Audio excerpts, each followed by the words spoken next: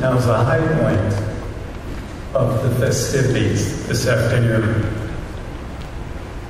We will now hear from two graduates of two of the programs. The first speaker, who represents our colleagues, is Pierre Sorey from the Oral Traditions group. So Pierre.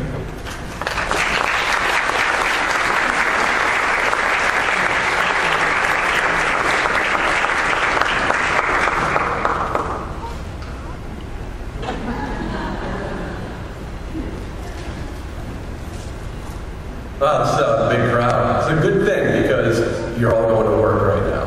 See, my niece Maria is in the audience. Maria's visiting from Spain. She'll be turning 17 next week. So you are going to help me sing happy birthday to her. But we're going to do this a little bit differently. See, I used to work at Ruby Tuesday. I'm sure you're all familiar with the restaurants. This is one of those restaurants like TGI Fridays, Applebee's, Ruby's, you know. They sing those incredibly obnoxious birthday songs. You're familiar with them. You're sitting there eating, having a good time, and here comes the waitstaff, interrupts everyone, interrupts your fine meal, and completely mortifies the poor individual who is the recipient of this birthday song. That's the kind of birthday song we're going to sing today. All right?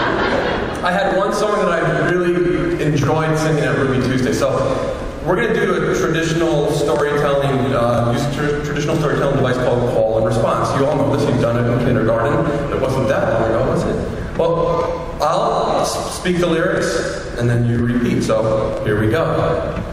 Boom, boom, boom, boom. Oh, that was so weak. Come on. Maria's going to go back to Spain, and she's going to be asked, like, hey, how were the people there in the United States? And she's going to say, well, they were rude, they were cold and obnoxious. Or she can go back and say, well, they were rude, they were cold and obnoxious, but they sang me a birthday song. It's up to you. Boom, boom, boom, boom. All right, that's a little bit better. So again, I'll speak the lines, you repeat. Boom, boom, boom, boom. Boom, boom, boom, boom. Happy birthday to you. It's your day. Guys, you really got to try a little bit harder. Come on. Let's try this again. Boom, boom, boom, boom. Happy birthday to you. It's your day. Happy birthday to you. It's your day. Boom, boom, boom, boom. Happy birthday to you. It's your day. Happy birthday to you. It's your day. Boom, boom, boom, boom. We at Ruby's would love to say.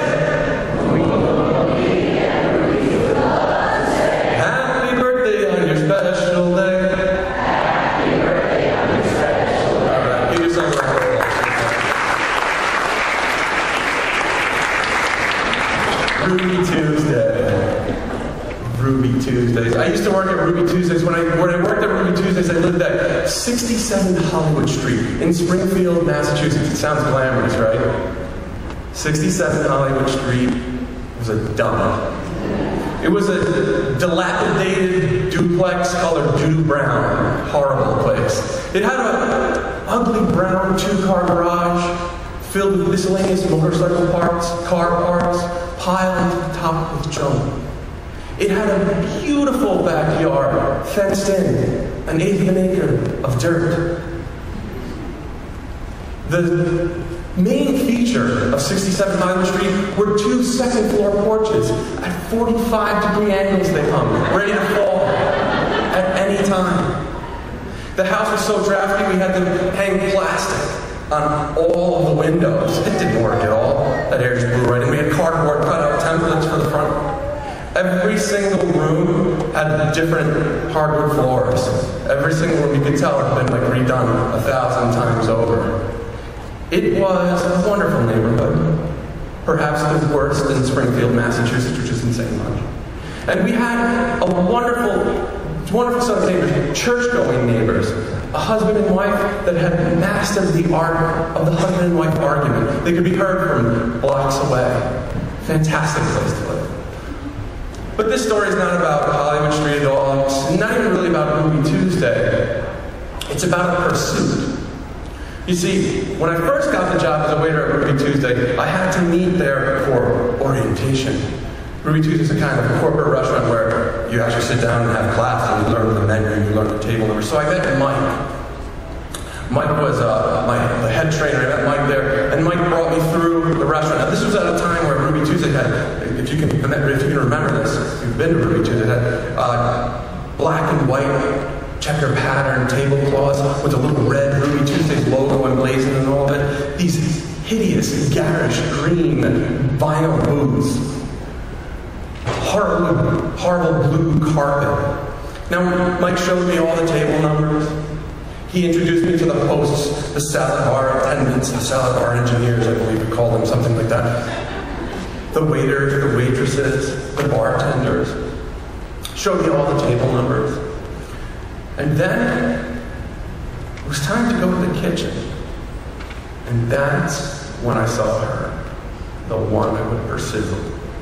Standing at the expo line, that's the long stainless steel line of stainless steel tables where all the food comes out, was this beautiful thing. A petite brunette, steel blue eyes. She had a worn out Yankees cap and long brown braids coming out from underneath.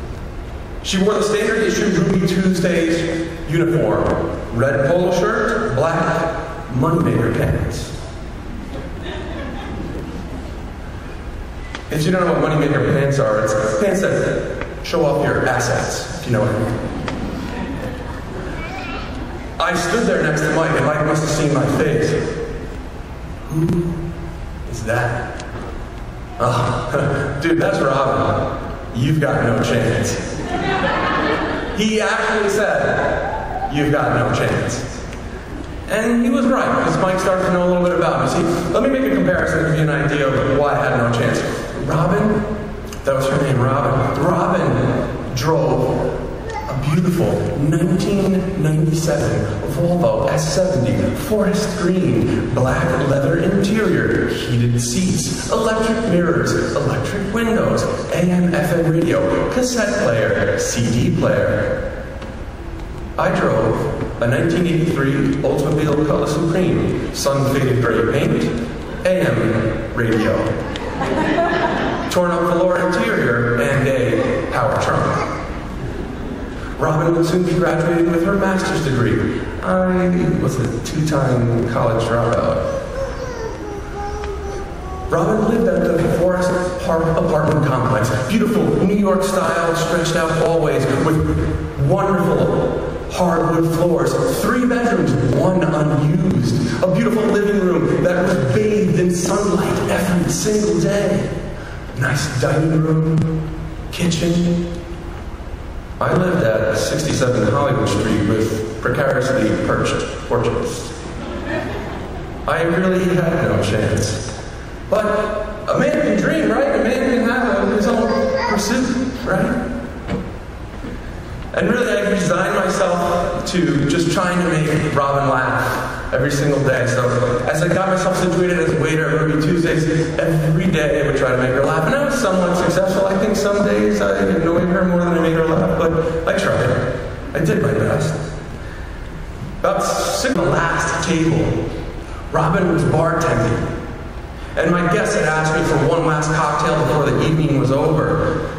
So I ordered that cocktail, and I stood in front of the service bar as Robin mixed the cocktail. Just mixing the cocktail. And she said, "Hey, we're going to Maury's Pub. Tracy and I are going to Maury's Pub after the shift. Want to come?" I literally did the Robert De Niro taxi driver. She couldn't possibly talk to me, but there was really no one else there. I said, "Yeah, I'll go to Maury's Pub with you after." I was excited. I had a chance. I had a chance.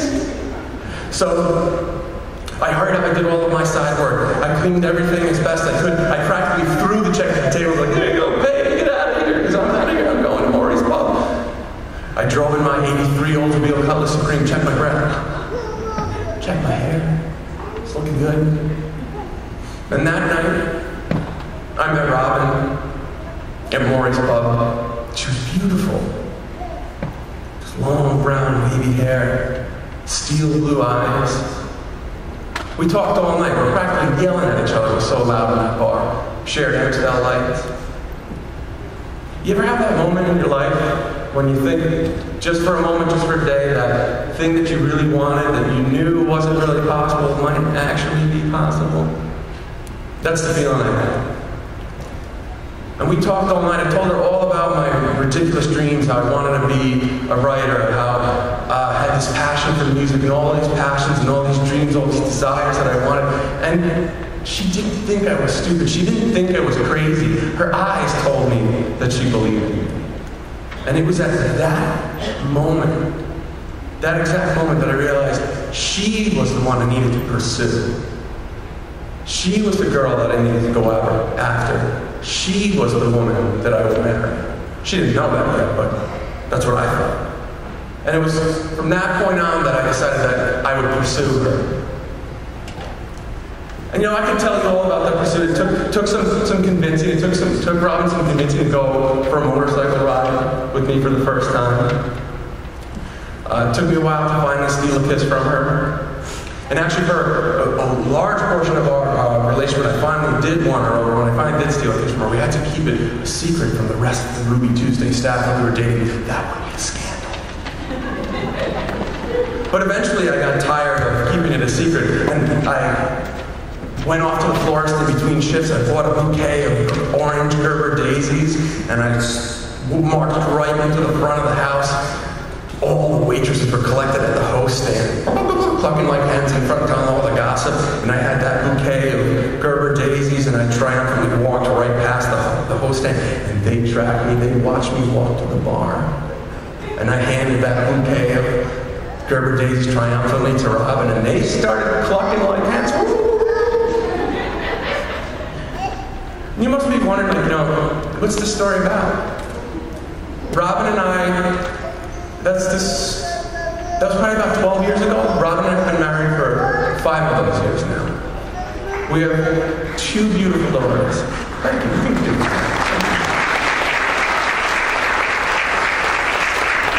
We have 2 beautiful daughters. Eliana will be 4 in September. Evelyn will turn a year old at the end of this month. You must be wondering, like, well, what's this story about? Why here? Why now? And really what it's about a pursuit. It's about pursuing something in your heart. It's about pursuing something despite what others tell you is possible. It's about pursuing something because you know in your heart, you know that you're passionate about something, that's what you want to go after. And I'm going to ask you, what's the big difference between pursuing a beautiful girl and pursuing a dream? Maybe you want to open a business. Maybe you're looking for the courage to make that career change. Maybe you've always wanted to write a book. What is the difference? There is no difference. Thanks.